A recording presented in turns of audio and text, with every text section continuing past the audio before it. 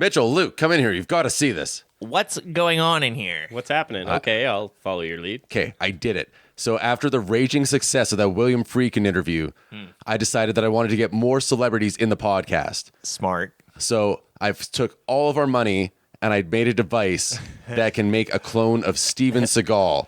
All of our money? I was going to use that negative $240. Now we're flat even. How many Steven Seagals can we make? 3. Okay, let's start with one. We can only make up to 3. Okay. So it's going to be pretty good. We're going to get him in the studio. I didn't want to actually bring him in here because, legal things, and he's a bit too much of a liability even for us, but I figured this is a safe way for us to kind of get some Seagal play. I mean, the man's hands are registered weapons. Yeah, we better keep him cuffed. And luckily, I designed this teleporter, this cloning teleporting device to bring in whoever we bring in. Just Steven Seagal. It's only calibrated for Seagal, but I made sure that he would come in handcuffed. I knew you were good at inventing things, but I didn't know you were this good. This is pretty impressive. Yeah. Our inventor. So I'm just going to push this button here. Oh, wow, the energy field is going out of control. Hey, what are these handcuffs? You think these will hold me? Hey, what is going on here? Yeah, I pushed the button twice. I said one Steven Seagal, please. Vaughn, you already fucked up. Well, welcome to Canada, Seagal. Thank you, I was born here. I'm 1,000,000% You're Canadian too? I thought you were from Michigan. Well, Michigan, Lower Canada, Upper Canada, Mexico, konnichiwa. I've spent some time down in China. Do you want a bite of this sushi? Yes, well, arigato. You have manners. That's what I like to see. I love it when a big celeb is humble. I love manners. What's that other tall, handsome guy doing in the corner standing there? Why is he so quiet? Hey, what are you guys eating over there? Hey, why don't you have some sushi? Oh, wow, sushi? Arigato. This is a pretty fancy device. What's this button do? Oh, wow. There's a third Steven Seagal. Hey, what's up, homies? Assalamu alaikum. Why don't you have some of the sushi over here? Peace be upon you. Why don't you have a sushi party with us? We're all nice guys here. I was just in Russia a minute ago. How did I get here? Hey, does anybody have a guitar, an acoustic guitar? I got a little song I wrote. Oh, nature. Yeah. I love nature. It's about nature. I wrote a song. My punani. See, I don't like to write songs about nature so much as I like songs to be about out for justice, being a strong man. Don't get in my way. Well, it's funny you should say that, because I like out for justice, but I like nature also. Why are you squinting? Are you Chinese? Ni hao. I spent some time there, too. I ran a dojo. Wow, you look pretty cool. Are you a black guy? Dab it up, homie. Yeah. Hey, brother. Yeah, hombre. I know the old neighborhood. Hey, Holmes. Hey, paisanos. Why don't we go get a pierogi? Hey, it sounds good. I'm also Ukrainian. Guys, I think this is our greatest success ever, was bringing 3 Steven Seagal clones into the studio. We barely even need to be here anymore. What, is this some kind of show? Why don't I do all the talking? So long as they stay handcuffed. If we have 3 Seagals, who knows what could happen? Yeah. I have all the Aikido training in the world. Do you think handcuffs can keep me? Oh my god, the chains on his handcuffs, they're breaking. They're pretty strong, but He can't even stand up. They're kind of, they're not breaking. There's, actually, those are pretty good chains. Hey, my brother, why don't you wheel me over to those wire cutters? He's mostly goo. Maybe we should just toss them into this wheelbarrow, and then we can kind of pour them out into the corner. Man, it's like the 3 Steven Seagals are like sentient goo. They're helping each other get their handcuffs off. Oh, my... We're combining goo. Hey, goo on my handcuffs. I can get my hands out of these cuffs if you goo on me. I learned about the goo in the old neighborhood. From my goomar. Look, got some gabagool. Oh, God. Hey, why are you wheeling me into the ditch? Oh, no. Oh, I'm a puddle now. My cells are breaking down. I can't... I want to do Aikido on you, but I'm melting. No, we got to wheel these other Seagals into the ditch, too. That's too much. This is a terrible idea. Let's never do it again. Welcome everybody to High and Low, a podcast about talking picture shows. We do films that are corny, some that are horny, some that win Academy Award. Doing all kind of movies from all kinds of genres, serving hot takes like plates of lasagna. Before we get going, a warning to you, you might hear some talk that's a little blue. We sometimes cuss and we sometimes curse. We like to do it off the cuff and don't rehearse. Now, if this sounds like your kind of show, Tune in. Drop out, This is High and Low. Welcome back to the High and Low Movie Show. This is the podcast where we compare two thematically connected movies. One of them's a high and the other's a low. This week, we're capping up our theme on renegade cops out for justice, out for revenge.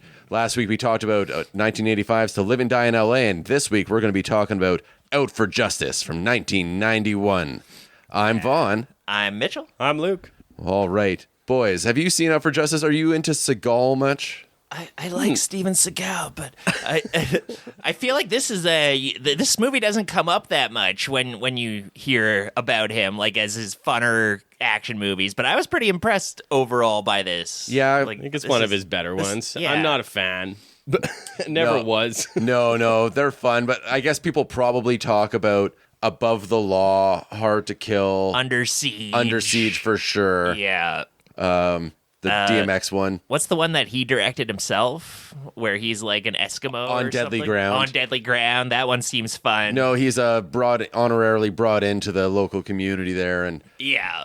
because he has the spirit that they were all looking for. That the I'm legend, Native American. the prophecies Exactly. foretold of my spirit coming back to save the community. He's like, respect the wildlife around here, okay? Homes. You people come in and you spill your oil. Yeah, you put your beer 6-pack containers on the turtles' necks. I don't like that. The I guess turtles. he had kind of good politics. He did it until you realize that it was just like a little veneer, and then he was just like sexually assaulting people. Yeah, he has been a total piece of shit since day Yeah. one. All of those allegations go back to pretty much the beginning of his career, and he is a serial liar. If you listen to him do interviews, he will say that he is everything, has done everything. He will just make shit up. If you watch like things on David Letterman. He's on Letterman talking about, like, Letterman will be like, apparently you were a CIA agent. He's like, I can't talk about it, but yes, I was a CIA agent, and I can't. My missions were super secret. And one time, he has a story. It's like, one time, this woman, she gave me a kennel, and there was a Pomeranian, and it was dead. And I thought that I killed it, so I went to go get a new Pomeranian. I gave it back to her. And she was so surprised because she was bringing it to be buried. Was that a CIA mission? That was he a did? CIA mission he did. This Pomeranian is dead. He's expired. He is no more. He is a late Pomeranian. There was a camera. Seagal, did that really happen, or are you just doing your twist on the Monty Python sketch? It could have been Yes. a Pomeranian. I wrote that. It could have been a Chihuahua. I was the sixth python, I'm John Cleese. Oh, God. seventh python. I love the stories of him on SNL. It was during the period where, like, Bob Odenkirk was a writer for SNL. I have been trying to find that episode, and it's really difficult. Like, They might have disappeared it from the like SNL is pretty good at Famously the worst host they've ever had. Yeah, everybody who was working at SNL at that time is like, he was just the worst host. You during can the see entire some time. of the skits on YouTube. I've watched them. He had no sense of humor about himself. He was like, how about in this scene I beat up 3 guys? Wouldn't that be pretty funny? It's pretty funny.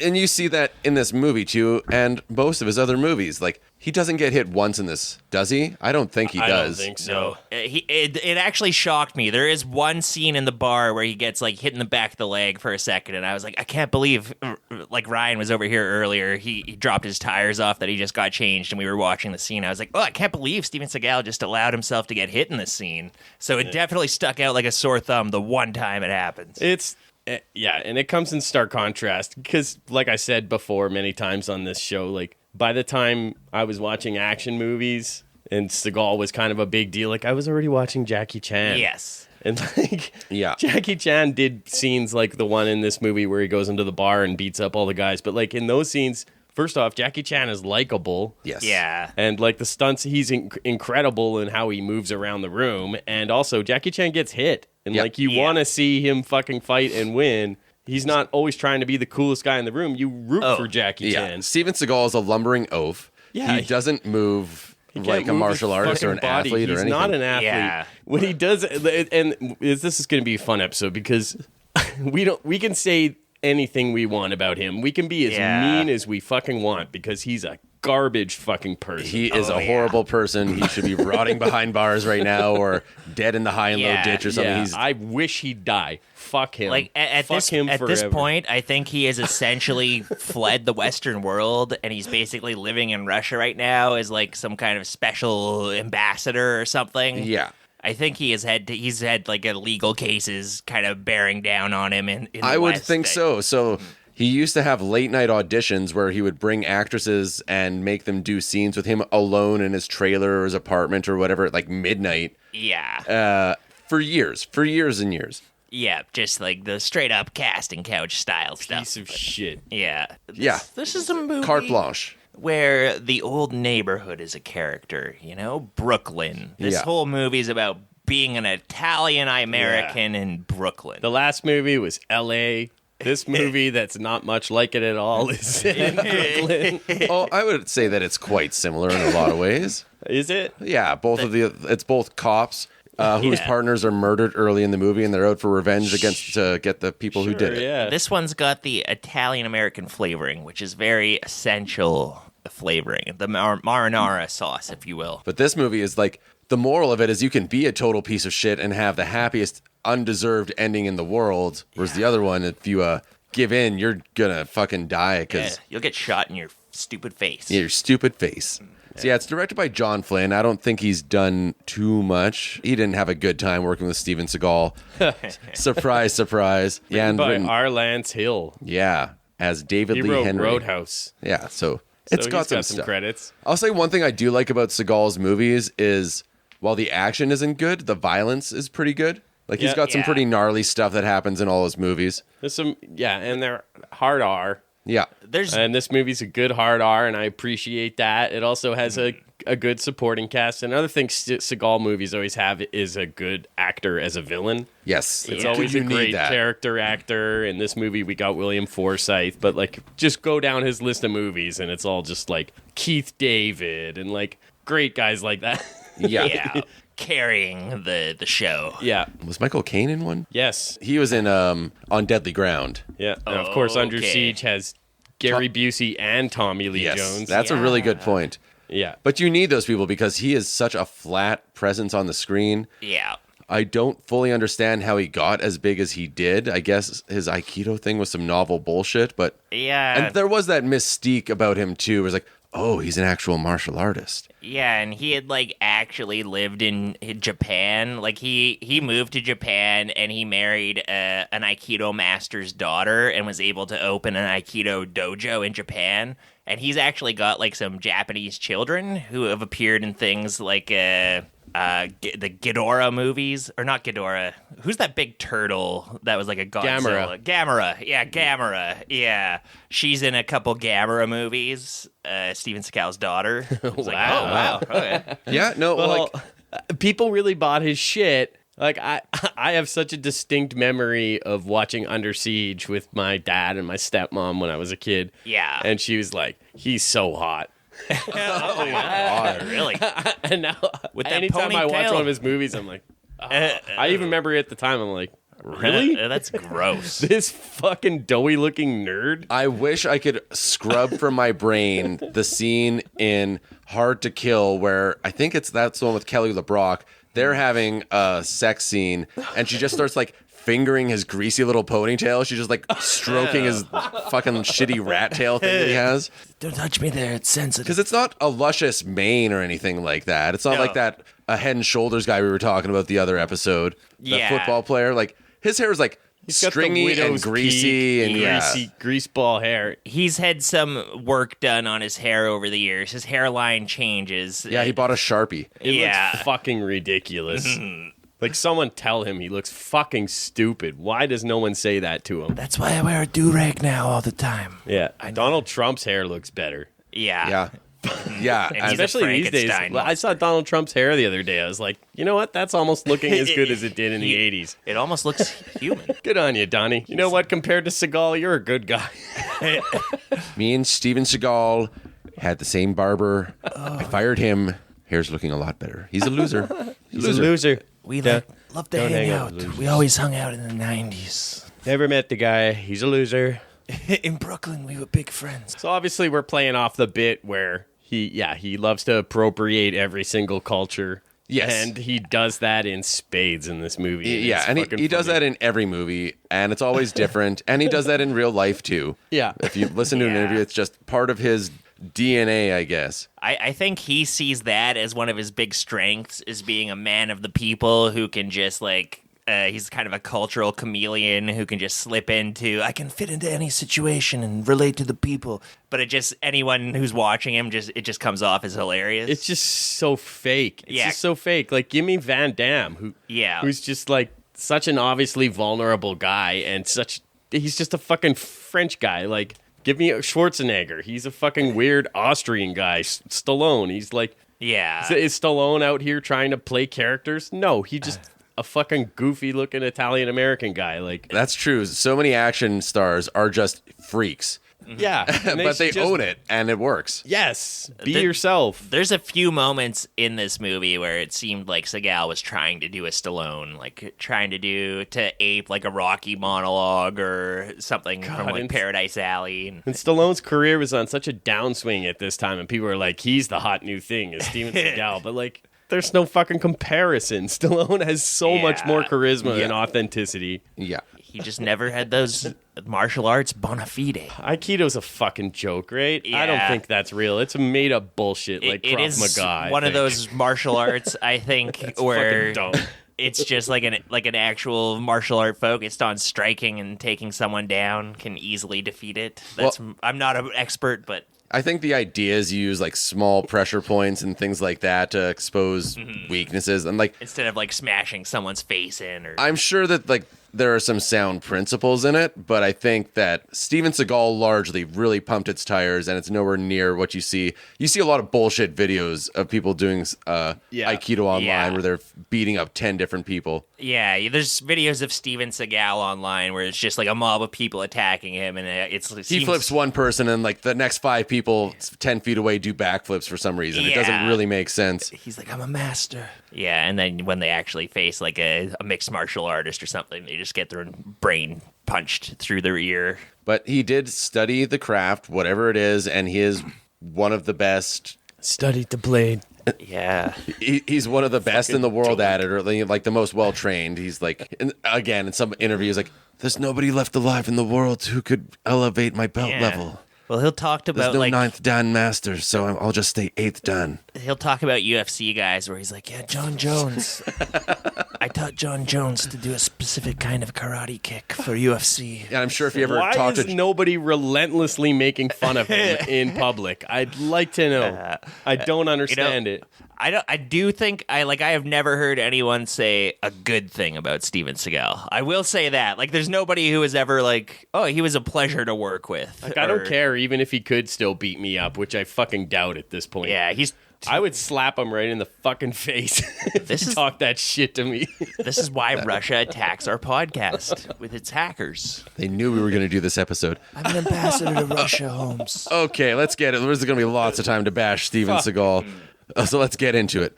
While to the stranger's eye, one street was no different from another, we all knew where our neighborhood somehow ended. Beyond that, a person was a stranger. Arthur Miller, playwright, raised in Brooklyn. Wow. Cool. Brooklyn is the main character. This movie is all Brooklyn's about so Brooklyn. tough. Yeah. It's so No. funny to think about Brooklyn now. It's like Very gentrified. fucking latte moms and shit.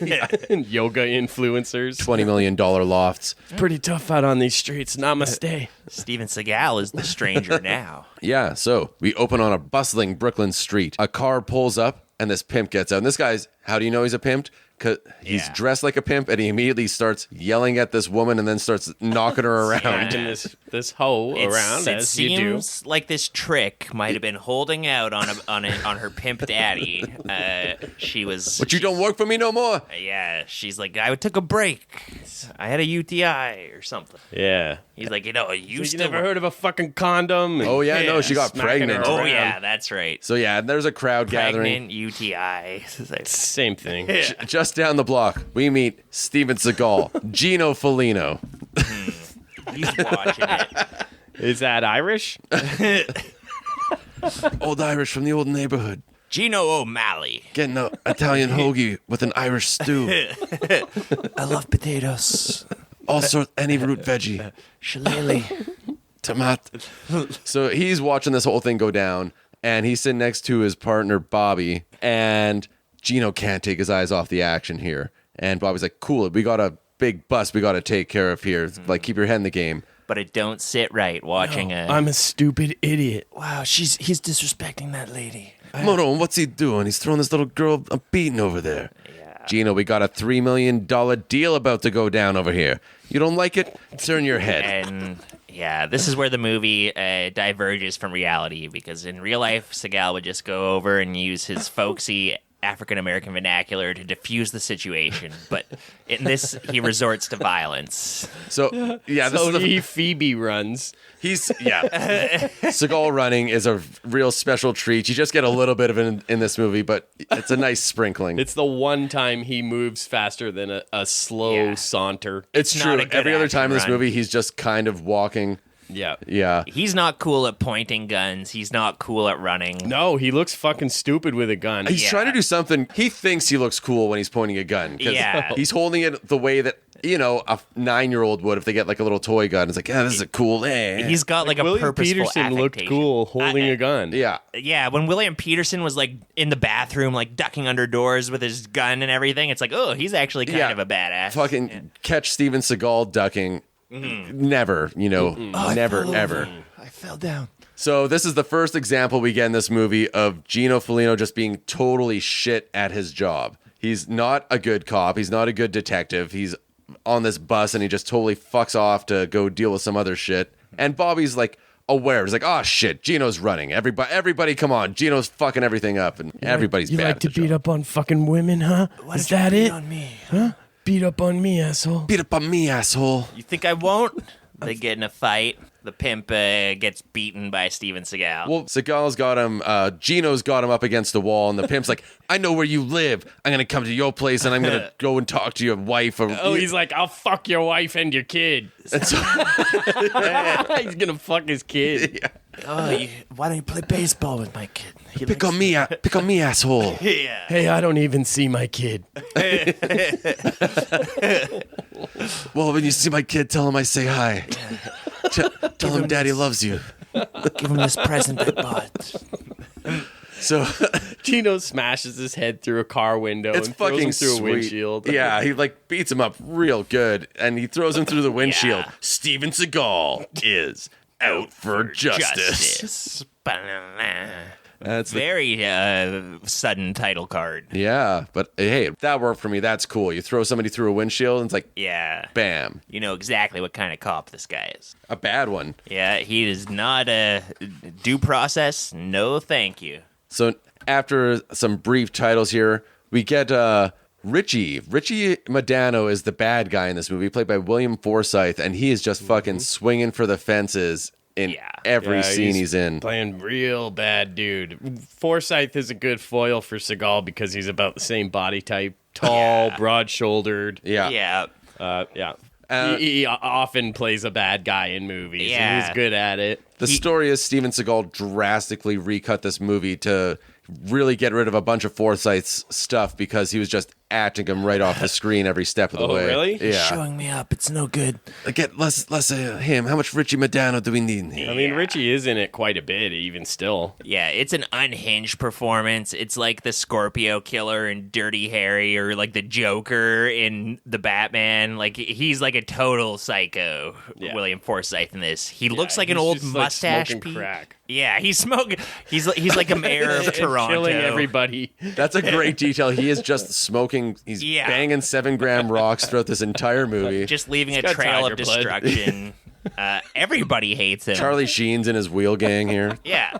He's one of these guys where you're like, who works for this guy? Like, you'd be way better off just going and getting a job at Wendy's than being in this guy's gang. The first time we see him, he's opening up a floor safe that's just loaded with wads of bills. Yeah, I guess that's why. And basically he's like, okay, you guys stick with me tonight. It's going to be a crazy fucking night. After this all of this is yours. So you get why these guys are along for the ride. It's a big payday, Yeah. but this guy's a total lunatic. He's taking them for the ride that like Dave Chappelle went on with Wayne Brady in that, in that Chappelle show skit. He's like, we're gonna be doing meth and we're gonna get in random fights. Or, So- Frank Booth. If you Yeah. had to spend the day with Gino Felino or Richie Madano, who are you spending your time with? Richie. Yeah. Richie. Yeah, that's a fun time. Gotta be with Richie. Oh, I'm hanging with Richie. I mean, there's a good chance he'll just like shoot me for no reason, but Yeah, Gino might too, though. So Gino might too, yeah. you might get thrown through a window or Like- something. Yeah, he's I feel like I'm less likely to be sexually assaulted Yeah. with Richie at least. I feel like Richie could be distracted. Like after he does his meth pipe, he goes off with the hooker to the side room, Yeah. and you can have your fun. You know, yeah, and separate. at the end of the day, I think I would probably have less felonies under my belt if I was spending the day with Richie than with Gino there. Less aiding and abetting charges Yeah. on my rap sheet here. Oh, we robbed a drug dealer? Okay, whatever. Yeah. We're two sides of the same coin, Holmes. Now we get Bobby strolling down the street. That's Gino's partner. He's walking with his family just down a crowded Brooklyn street. You got fruit vendors, veggie stands, Yeah. bodegas. And then Richie just pulls up and just unloads on him, shoots him like Walks 5 out. times. Yeah, Yeah. just fucking broad daylight caps his ass. Yeah, whole squibs bunch. everywhere. He drops a photo. We don't see what it is, but he drops something on. Yeah. He's Bobby's like, how does body. that feel? His wife's just screaming. He walks right up to Bobby, who's like gasping on the ground, dying, and he's like, "How do you like that? Did that feel good?" Huh? And Spits on him. spits on him, shoots him again. He's not subtle at all. It's awesome. Yeah, love it. Love it. And he's like, Richie's like, it's going to get a lot hotter tonight, though, boys. But it's going to get a lot hotter before the night is through, boys. After I just murdered him. So he's smoking crack in the car, and then this lady pulls up behind Yeah, they him. just park in the middle of the street. Like, they're in Brooklyn. They're She like gives him a honk. Honk. Like a very polite honk. Like a, like, "Excuse me, could you move the vehicle?" if you didn't notice, What the fuck do you say, bitch? the light changed, sir. Yeah, he gets out of the vehicle. He's got the road rage, and he's all methed up, and he just like Yeah, point this probably was the blank road kills her. rage. Yeah, This was hilarious. He fucking grabs her, pulls her by the hair out of the car, and like yanks her head out of the window, Yeah. and fucking shoots her in the his head. goons are like, "No, don't do it, man." Oh, Oh, no, did Richie. it. He's like, "Shut up. We're gonna have a lot of fun tonight." I noticed the blood splatter was already on the side of the car. That should have been coming from the side back Take of her head. two or I didn't three. notice that, but that doesn't surprise me at all. There's a lot of... I was like, where was the squib on that? I went back and looked again, and I was like, yeah, no, it was already on the side of the car. Nice try. there was a lot of... No, I think we got it on the first take. Because this movie is produced by Steven Seagal, too. I don't know if I looked heroic enough the first take. I think we need another take. The camera should be on me in this scene. This is about Richie shooting a woman. The camera should be on me. Yeah, Richie can do ADR. Okay, Steve. People are going to be wondering, what's Gino doing? Yeah. What's Gino Felino up to? Why isn't Gino on screen right now? My dad had a sense of humor with that name. So we see Gino, the dad. He's the a man, the myth, the dad, the legend. I mean, he's a pretty good guy. You know, he's tough, but Dad, he's a good dad. Dad, can we play catch a what? You finish your homework? No. No. And you still want to play catch with me? Go on and get your glove. Yeah, they chose them. They've got the glove. They've got the bat. He's like, "Hey, you got the glove. You got the bat. Hey, let's go out. Bada bing, balla boom. Let's play some baseball." It's only my one day a month with you. Yeah. Station rights. I see you one day a month. That's how we play our ball. Do your homework. Let's go. So then He totally improvised that. Bada bing, balla boom. John, I'm just going to do a little improvisation on this line here. I'm gonna do some Italian vernacular. Is that okay? It's going to be great. It's going to be really funny. So he gets a call from his chief telling him Bobby's been shot, and then he calls his ex. Vicky. Oh my God. Oh my god. He's like, I gotta arrange for you to pick him up. I'm gonna send him to Grandma's house, and she's like, what's going on? Bobby's been shot. Damn you and the department, Gino. Yeah, but she is like, once she hears that his partner's been shot, she's a game. She's like, yeah, drop the kids off with my ma. I'll pick them up later. Of course, I'm totally on board. Yeah. I'm just going to leave him out on the fire escape. I got a lot of stuff to do. Yeah, they'll be safe. They can play in the He can climb down. He's a good climber. He's a real good climber, that kid. Like, oh, Gino, if you want to nut inside me again later, Yeah. come on over too. Gino, I don't really got know it. what the problems in our marriage were, but I'm willing to forgive you for everything for She- no reason at all. She's fun too in this movie. She's super Cream pie putting me, on Gino. the Italian accent. They've got the relationship that Lone Wolf McQuaid had with his wife. That whole divorced, but the divorced wife is like, oh, but you're such a good guy. I'm only divorcing you because the cop lifestyle is a little rough. But you are a man. You are virile. Your hairline is so nice. Otherwise, we should be together, and maybe we will by the end of this movie. John, I was just punching up the script a little bit. There wasn't enough people talking about how strong my hairline was. My jawline, my hairline, every line of my body is perfect. I think we need to have, instead of the camera being over on Richard, why don't we have the camera on my body? What about my cum gutters? Show my cum gutters. Oh, man. Even Yeah. here, he's at his physical peak.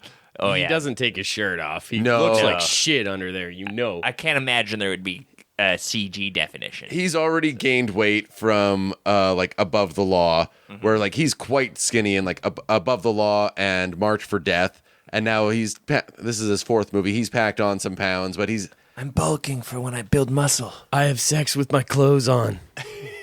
Turn off the lights. turn the lights on. I can have a 24-hour orgasm with my meditation. I'm English. I learned it from Sting. Desert Rose. He took me to his villa. I played guitar for him. He said it was the best guitar he's ever heard in his life. I played him about Punani. I sang Roxanne, and he said he wished that I could have get the writing credits for it because I did a better job than he ever could have. I'm actually Roxanne, who he was singing about.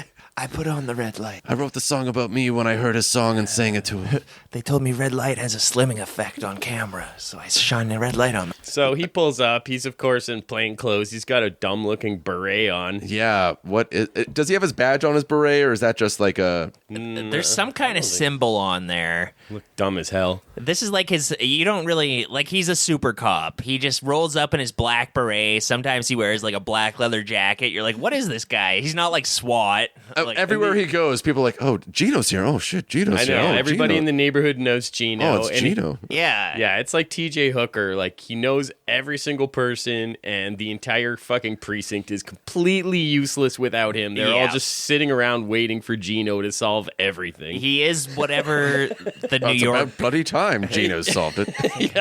I'm a New York Ranger. I'm like a Texas Ranger, but I work in New York. That's what I do. Nobody's come across Gino Felino and lived to tell the tale about it.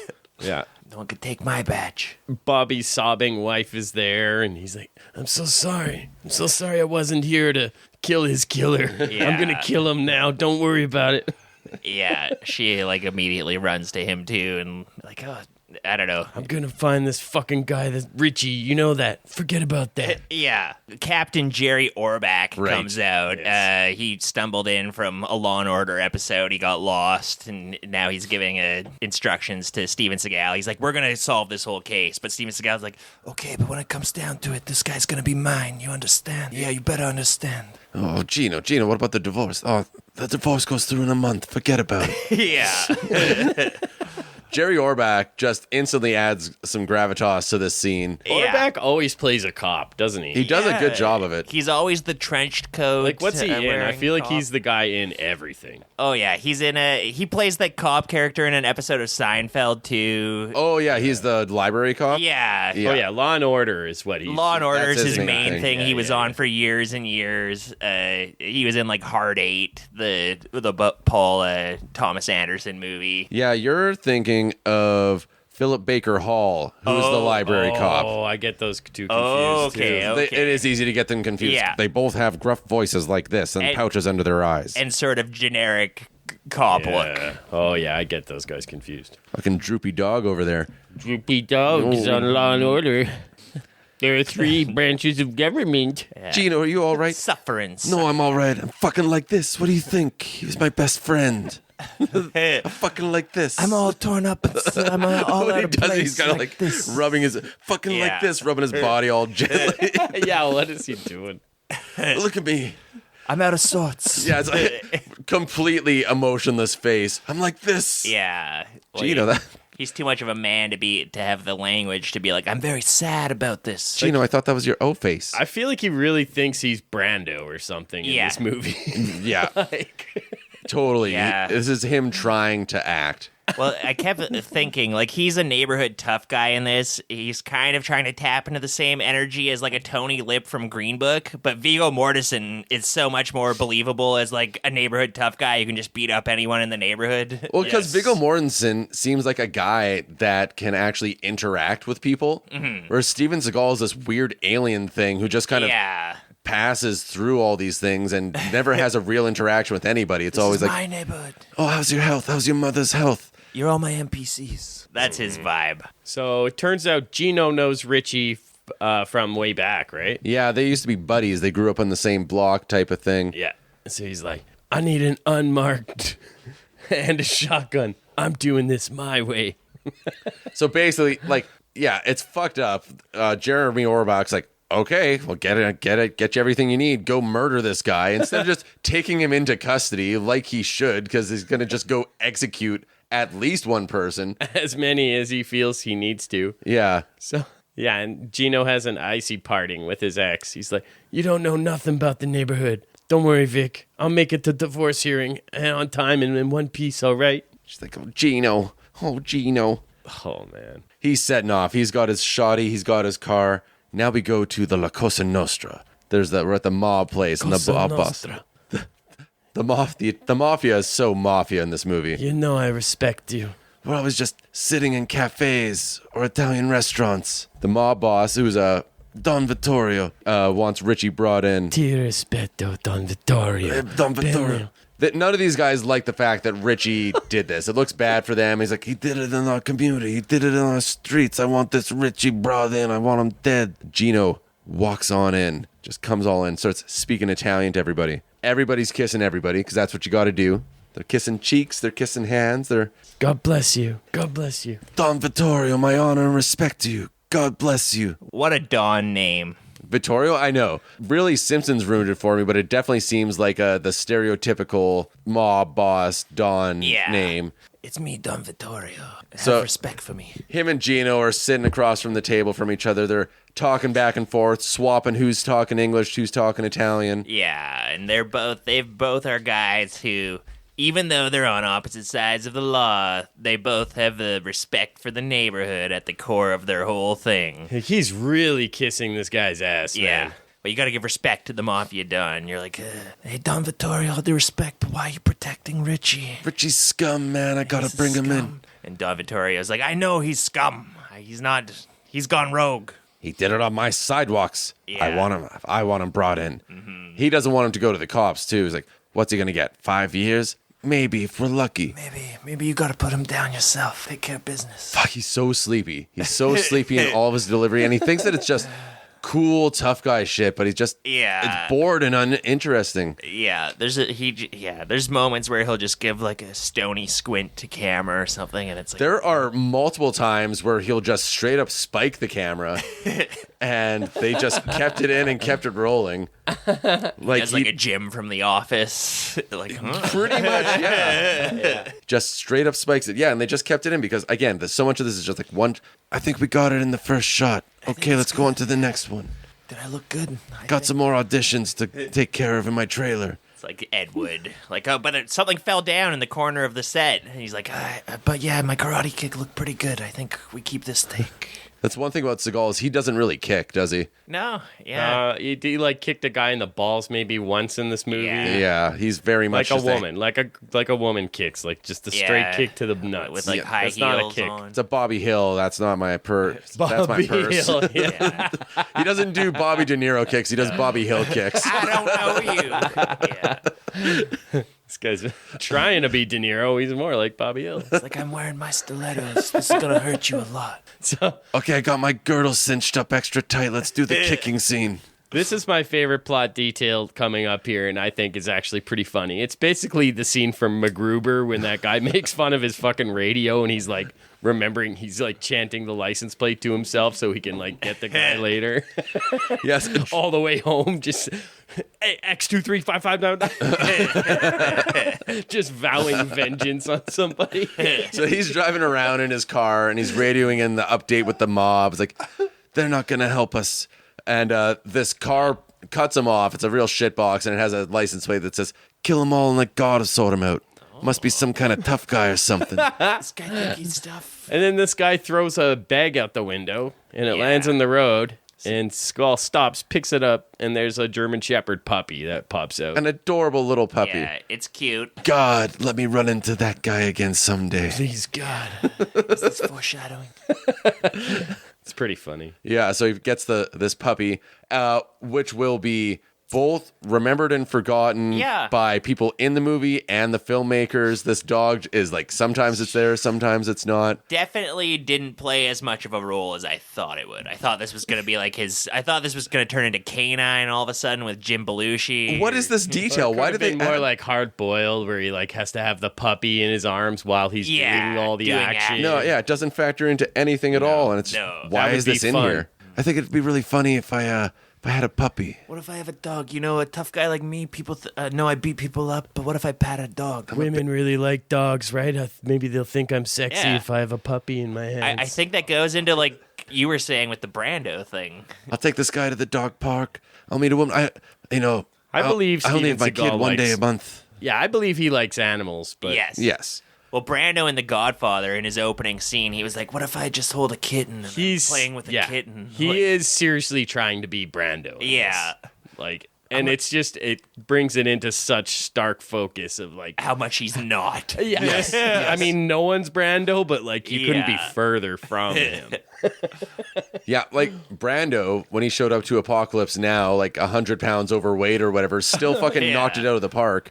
Like, you're supposed to be a guy starving in the jungle. Marlon Brando can read lines off of a baby's diaper and make it seem like the most compelling thing you've ever seen in your life. He shows up for Superman, and he's like, Kal-El, Krypton. Yeah.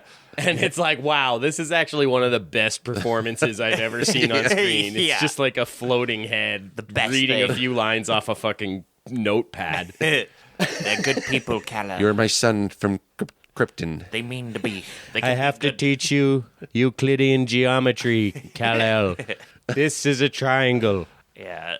I like that they give him, in Superman, they give him like the whole history of the world. And it takes about the same amount of time as like a standard education, like going like K to 12 would, where he goes in as like a 16-year-old and he comes out like a mid-30-year-old guy. I'm like, yeah, that's about as much time as it takes to learn about how our world works. Algebra. I guess. I mean, Ultron did it in just a few minutes. Yeah, Ultron is he's a robot. Lilu from the Fifth artificial Element. intelligence. She did that too. She had that scene where she's like absorbing the internet. She's a fifth element, though. Yeah, that's true. She is a human, but a fifth element. She's not a robot, but she is extra. Something extra. I know what you're thinking. That guy in Toy Soldiers. Is it Toy Soldiers or Small Soldiers? The one where the Small Soldiers. That's where the toys come to life. Yeah. He learned all about how awful the world is in one night. Yeah, that's right. That was a surprisingly good movie, as I recall. Pretty fun. I actually really enjoyed that when I was a kid. What was the race of alien guys called in that? Fuck. I can't remember their name, but I felt so bad for them. yeah, they were really cool. Yeah, that movie came out at the right age where I had quite a crush on Kirsten Dunst in it. The Gorgons? The Gorgonites. Gorgonites. The yeah. The Gorgonites. Please, you must rescue the Gorgonites. Yeah. We deserve a chance. Alex Murphy, or whatever the kid's Steven Seagal. rescue the Gorgons. Look at these little Gorgonites here. Maybe I'll take them around in my car. What am I going to call them? I'll call them Coraggio 1, Coraggio 2. You know, in the old... We are not your pets. We are aliens. We've come here to save Earth. Hey, you guys have any Gorgonite puppy dog food?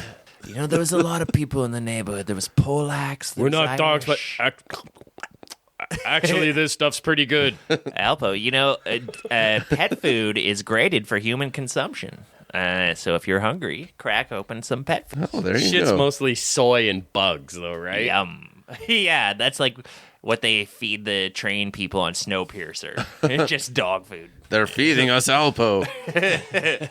Tell the truth, Donald Sutherland. Was Donald Sutherland in that? I forget who the guy is. Anyway, Soylent Green? no, and He might be, Snowpiercer. actually. We're mentioning so many movies here. I don't even. I'm so lost. We just dropped like 12 references. Wow, Out for Justice is Imagine Steven Seagal not that good. in all of them. It's so much fun though. Yeah, Piece of shit. I definitely enjoyed it. I love it Yeah. so much.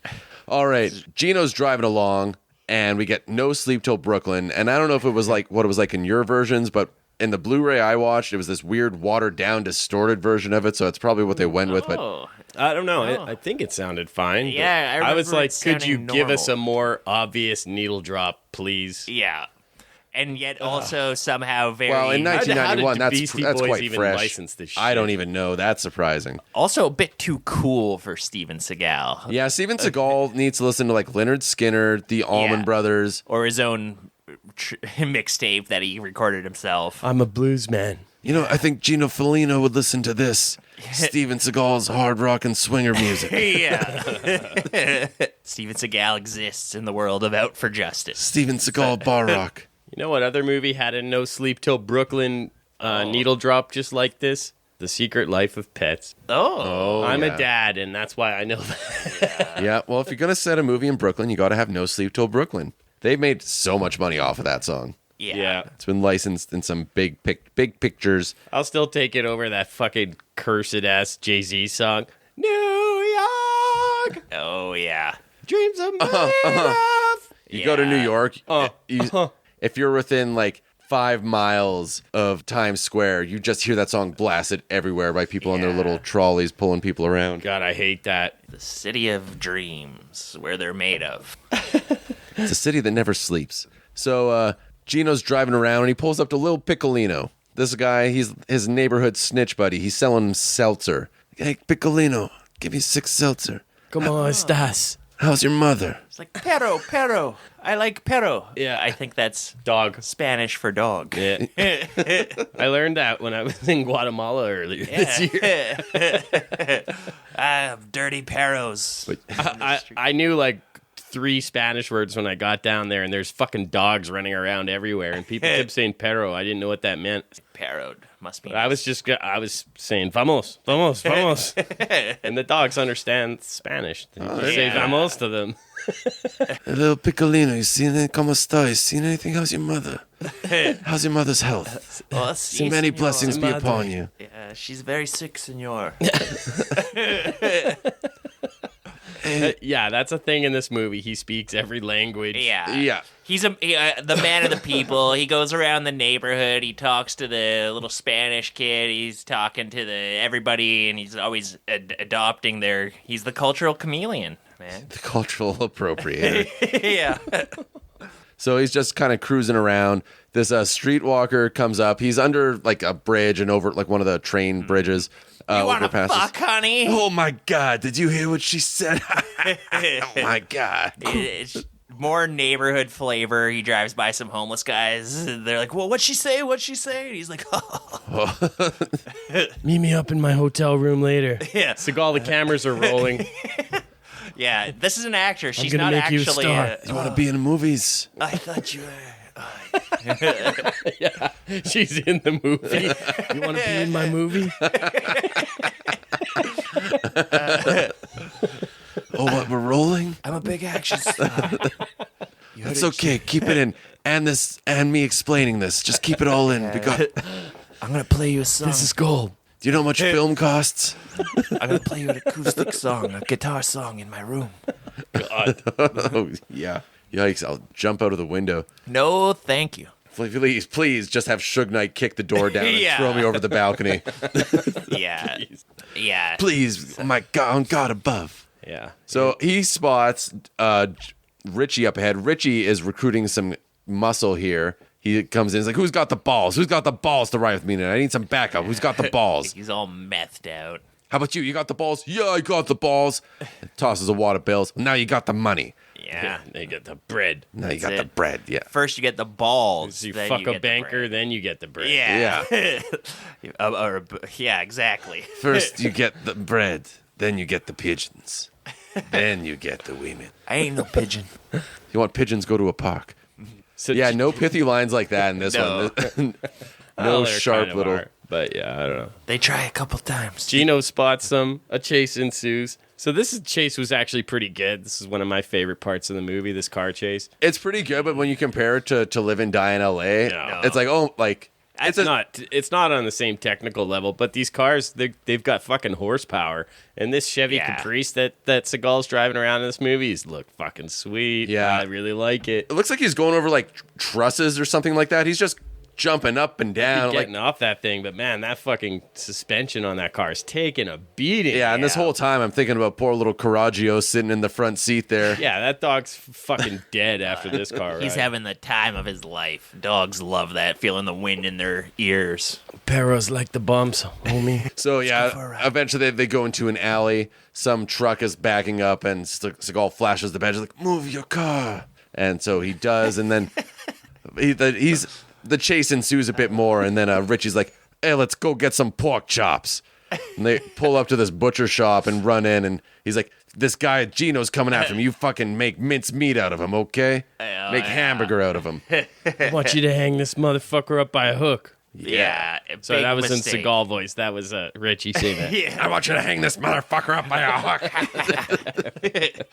Might as well be twirling his mustache. Yeah, he's got a pretty sweet mustache. So he makes it out the back door just as Seagal comes waltzing in. There's guys hiding behind the door there, and they just start coming at him with meat cleavers and clubs. And Yeah. Seagal gets to do a little bit of like Jackie Chan environmental fighting in this scene where I think he hits somebody with a chair. Is this where he bashes a guy with the salami? yeah, he's like, "Be a good person. Don't work just for takes these the bad salami guys." down. There's some pretty sweet stuff where he takes a meat cleaver and just like rams it into a guy's hand and just Yeah. pins a guy to a wall with that. That was Pretty brutal. And in Italian American culture, I'm pretty sure being salami slapped is the most humiliating thing you can experience. So Yeah, it's not like burping where it's actually polite No, after a it's meal. like- If you slap someone with a salami, it's a big Yeah. no-no. that's basically Seagal castrating kiss this of guy, death. taking his balls. So Gino's beat up everybody. He's bopped them with all salamis and all that. And the guy behind the counter, salami nunchucks. He's like a ninja turtle. Steven, we got to do this again. Every time we give you the salami, you just eat it all. Well, you know, Are the cameras still rolling? He's like, that was prop salami. It's made of plastic.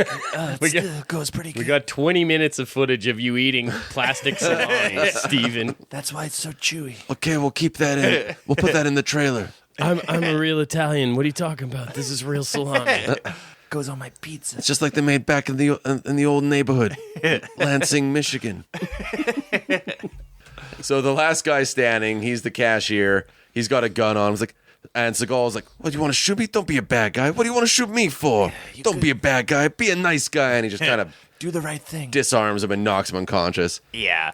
I will say, like, Steven Seagal, like, not an amazing martial artist compared to some other action stars, but the action scenes in this movie actually do work pretty well for me. I mean, his whole thing is like Aikido is about taking on groups of people and like multiple Yeah. opponents, and that does work well in this. Like he does move okay when he moves through this, but Yeah. still just so slow. Like compared to like we keep bringing him up, but Jackie Chan or just somebody who's just fucking lightning fast and impressive. Like Like, I guess it happens later where he puts the pool ball into a sock, right, and uses that as a weapon. Like, that was pretty cool. that was cool. Yeah. Yeah, you can call me Shania Twain because it didn't impress me much. You don't think stuffing a pool ball on a sock is impressive? You know, Not particularly. Anybody Whoa. can do it. he just had that in his Whoa. pocket.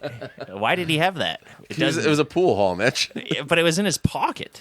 No, he was. He was bouncing it around. Yeah, he he was was. improvising. We'll get to the pool hall scene. We love the pool hall scene. So now after that, He goes to get some puppy chow. this is funny. This happens a few times where he just clearly fucked up the line reading. They kept it in. He's like, "Hey, you got any dog food in here? Dog. He's doing the full-on maximum New York accent. Dog. Dog. Got any puppy? dog food in here? Yeah, we got some dog food. We got some good stuff. Hey, right here is the dog food. Yeah, gotta get some of this, and maybe get some of This this. stuff's not from Jersey, is it? I don't want any of that radioactive shit. I don't blame you. Definitely gotta throw some shots at Jersey. Yeah, it wouldn't be New York if we're not fucking firing So shots across the classic. Hudson. Oh no, oh Gino, you're so funny. No, this is the good stuff. Yeah. Feed this to your puppy.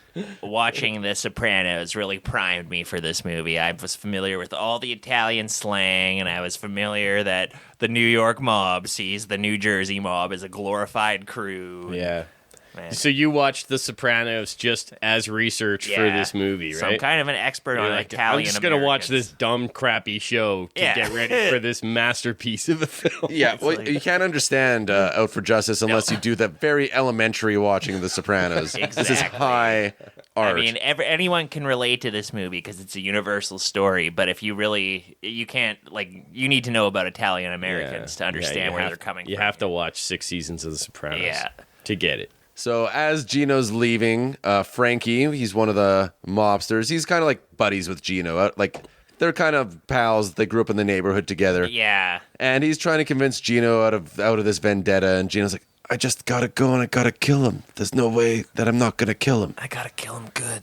Oh, but we want to kill him. No, we want He to. killed Bobby Lupo. I think he's supposed to have like a kind of like a Robert De Niro, Al Pacino and Heat relationship with this guy, where one's he's kind of friends with the guys who are criminals, and they have a few scenes together where they're kind of monologue at each other, like, "Well, I'm on one side of the law, and you're on the other one, but I'm a real good guy." We're all from the neighborhood together. Yeah, who would have thought I would have been a cop? Yeah. This guy, yeah, that's a big thing. It's like me. Could you imagine me being a cop? The toughest guy. I only in the play a neighborhood cop in every movie I'm ever in. Could you imagine me? Coolest, toughest guy. with a ponytail. That's not a dress code for a cop. This beret, it's not standard issue. I had to send away special. I had to save so many cereal tags. I just wear this. Sent away and got my Snap Crackle Pop beret. Do you think I could pass a physical requirement of being a cop? Luckily for me, you only have to do that once when you get in. I couldn't even pass the hemorrhoid test. Oh, no.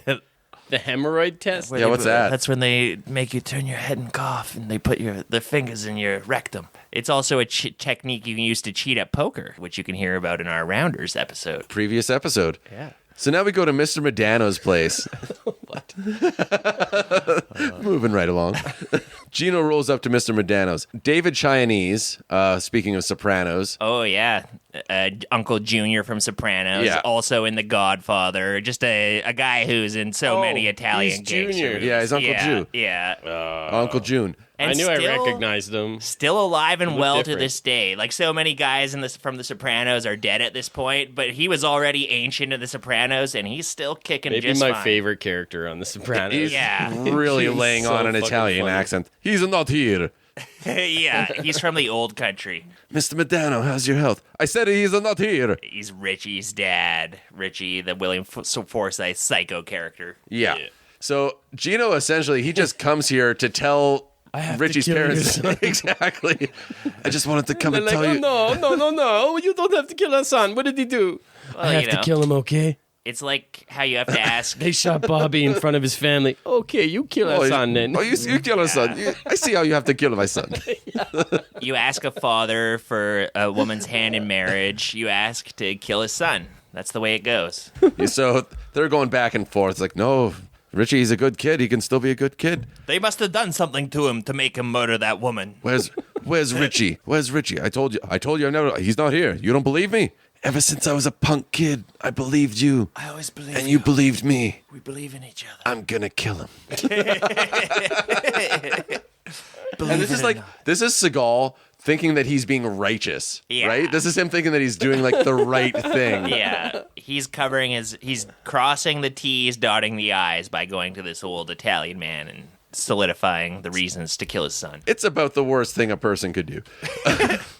So then we go to Rika's place, one of Richie's friends. Juliana Margulies. Yeah, she is giving tutoring. She's tutoring her friend Elena in English lessons, and Richie pulls in to get some strange. She's like, "No, I don't do that. I don't do that anymore." And he's like, "Just say no. What are you? Like, what's her name? Nancy fucking Raybush?" I don't get it. Nancy Reagan did the Just Say No to Drugs campaign. Oh, Ray Bush. Yeah, so he's Funny joke. portmanteauing the bush. Good joke. Funny joke. I get it. It's okay. That whole area will come into play later, but that's kind of one of Richie's little safe spots that he can go to and lay low for a little bit. But now, Gino pulls up to Richie's brother's pool hall, and he starts shaking people down. Anybody seen Richie? Anybody seen Richie? He's walking around and kind of immediately hassling people. He's got the cue ball in his hand, tossing it up and down, and you're like, I know he's going to do something with that. Yeah, he's fucking bouncing it on the crack that on ground. somebody's head. This is my yo-yo. He's using it like a yo-yo. Yeah, and it's worth noting. So one of the many reasons why Steven Seagal is just a douchebag and nobody likes him is he was notoriously rough with extras and stunt people. Yeah. He would go extra hard on them.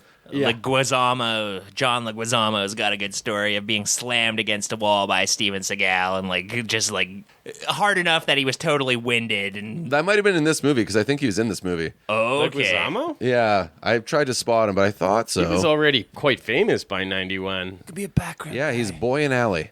Oh, okay. Was John Leguizamo? Yeah. Oh wow. Yeah, I Wasn't, did not clock Mario him Brothers at all. the same year. Yeah, right around here. I think it was a couple years later, but still, he's on the up and up. And he's quite young in Mario. But you could really see that here, where as Seagal's walking around, he's fucking shoving people really hard. Yeah. And just knowing that story about how he's just a piece of shit like that. Actually concussing people with a pool ball, And probably. it might have been in this movie, too, where there's this great story where he was acting like a real tough guy to one of the stunt coordinators. And he's like, oh, with my Aikido training, I can't be knocked unconscious. Sleeper holds don't work on me. Yeah. And so the guy put him in a sleeper hold, and he knocked him unconscious, and he shit and pissed himself. that guy. Everybody. That guy was Gene LaBelle. He's like a famous judo master who's he's That's awesome. like the father of judo in America kind of thing. Yeah. Oh, man. I hope he's dining out on that story. He every tells that day. story on podcasts and stuff. He's like, yeah, that I just choked him and he shit his pants. Yeah. it's great. You want the truth? There was 13 people there. They all saw it. Ask them for the truth. Yeah. Fucking A. Fucking A. That's exactly it. He's a fucking bully, and Yeah. but you could see he's just this insecure kid from the Midwest, and man, I just want to see more people like that taking him down a peg. Stand up Yeah. to him. It's always great when they get these come up. I think we've mentioned this on the pod before, but Tom Arnold has a good story where they were filming. I think they did Under Siege. Was he in Exit Under Wounds? Siege? Maybe Exit Wounds. But they're on a boat, and they were telling Steven Seagal not to go through this door on the boat because it just falls right into the water or something. And Steven Seagal was acting like a dick on set, and sure enough, he opened this door, and he's like, "I'll open any door I want to open." And just fell off the boat into the water, and everybody just laughed. And it's great when you see someone get a little karmic justice, which seems to happen to Steven Seagal. So you get that little satisfaction out of him. Oh, Good. I love that. So this guy's like, "Hey, you prick," and he's like, "Prick, look around you. Is this the setting for profanity?" Fucking yeah, it's a pool hall. He thinks this is his Eddie Murphy in 48 Hours. Totally. Pool Yes. hall scene. Yeah, just walking in and I'm going to show these people what a movie star looks like. I guess this is supposed to be the best scene in the movie. It didn't really move me. I did enjoy this scene. I thought the pool ball in the sock or the headband or whatever it is was a good weapon. It made me wince a couple times when he was whacking guys with it, probably because he actually cracked their skulls. He's walking around being a big asshole, and this one guy, I think he's one of the mobsters, he keeps saying, he wouldn't be such a big deal if he didn't have that badge and a gun. Oh, badge and a gun? Maybe you should put that badge and a gun down, then he won't be such a big deal. Oh, well, here's a gun. You think I need a gun? He kind of flips it over. He's like, oh, badge? You want my badge? He empties the clip, empties it. I don't need nothing. There, see this? He holds his badge up. This is your trophy. You beat me, this is your trophy. Yeah. And then Yeah, real professional cop behavior. One-on-one or all at once? No, he's terrible at his job. Seriously. Yeah. At least in... Everybody in that bar should have fucking unloaded on him. Exactly. And Richie gives his brother a piece of his mind about that later. He's like, you had a fucking gun back here. Why didn't you shoot him? Yeah, there was 50 of you. The barkeep is a Golden Gloves boxer or something. He's got an award on the wall, and Seagal's like, oh, what are you, boxer? Who's the boxer? Oh, I see some golden gloves. You like tough fighting? guy. You like making punches? Why don't you punch me, asshole? Try to punch me, asshole. Asshole. I just punch me, asshole. Ooh, punch me, asshole. He tries So, it. yeah, of course the guy tries it, and Yeah. Seagal just... Quick as a cobra. Punch Yeah. him in the head. And I was faster than you. yeah, and all hell breaks loose, and people are coming at him. He's, hitting them with a pool ball. Got a guy named Tattoo Wait, because where'd he's he get covered in the sock? tattoos. That's a better question. Yeah. I was watching this. This is when Ryan was here, and we were both It's my watching cum this sock. scene. I always keep a dirty cum sock in my jacket pocket, in my kimono. I autograph it. It's my ceremonial bunk sock. It's sometimes at my shows I throw it into the crowd for the fans. Where I put my spuff. What's spuff? That's my spunk stuff.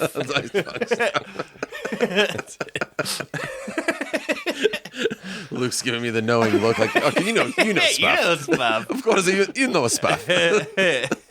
I put it in the sock. It does. I don't even need a cue ball in there. It's just full of spuff. It has to be It's hardened. an athletic sock. But yeah, he's being a tough guy, and he's like, "Whose hot dog is this? Is this your hot dog?" It's made of plastic. He just starts eating it. It's a good. But yeah, hot dogs. I love. We got a pool cue fight. yeah, this guy named Sticks, who's in the corner, is like, "Hey, Sticks, go get Oh him." yeah, he's an Asian guy too, right? Yeah. He's the one Asian guy in the club, and he's like, "What?" Yeah, he Spinning. just goes full Bruce Lee with the Yeah. pool cue nunchucks. He's spinning them, and him and Steven Seagal just have this kind of. It's a cool little. They both have pool sticks, and So they're. you know that this definitely makes it into his sizzle reel. Like if you watch all of his greatest hits, this is going to make it in.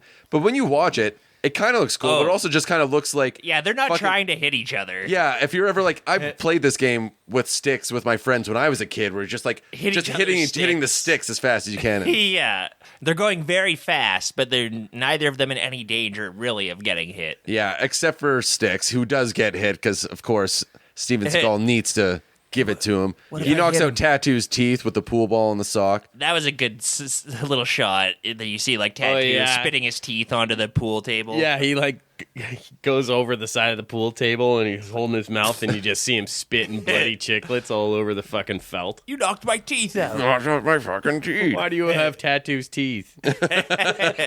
I just think they're neat. Can I have my teeth back? I made a necklace out of them. After all this, he walks up to Richie's brother. It's like, "You tell your brother that I'm going to cut off his head and piss down his throat." Yeah. Could have done better on that. That is a good. I like that Duke Nukem does a line that's very similar, like to that, and which I think is cribbed from Ash from Evil Dead, maybe, where it's like, "I'm gonna twist your head off and shit down your neck," which is That's a better version. delivery. Yeah. And just a better whatever. It's a line that's been in a million movies. Let's do better, folks. Come on. Yeah. It's 1991. We can do better. I can do my version on it. It'll be a Do good better. version. I'm listening. I'm learning. I need better clips. What was that? I wasn't paying attention. What if I shit on his neck and piss down his throat? I'm a feminist now too. I am 1,000,000% feminist. Let's break the glass ceiling, shall we, ladies? I voted for Hillary twice. I wrote her in. She wasn't running the years I voted. I had to do remote ballot. Email it in. I was an early adopter. So now I bet he did vote for Hillary, actually. I feel like he's one of these guys who's done like the right wing turn. I think he's always been a Democrat. I don't think he voted. Yeah. I don't vote in American elections. Like, is he even right wing? I don't think he even is. I wouldn't be surprised if he did like the thing that every celebrity seems to do once sex scandals get unveiled, where they're like, I'm a right winger now. Yeah, No, but he he's just- not even grifting. He's just hiding. in Yeah, he Russia. just moved to Russia. He's making his Yeah. shitty movies. I don't even know if he's doing that anymore. Yeah, you'll see like weird clips of him in Russia where he'll just be like, he goes to like a Russian village and starts doing like Russian folk dance with the villagers there, and he's like, and stuff like that, like little propaganda things. They give him giant carrots and all that. Yeah. Bugs Bunny-sized carrots. Wow, this is a really big carrot. I need these to chew on, or else my teeth get really long. Yeah. This is good for my vision. I can see better in the dark when I eat these. Can anybody file down my hooves? John, put the peanut butter in my mouth. I need to make it look like I'm talking.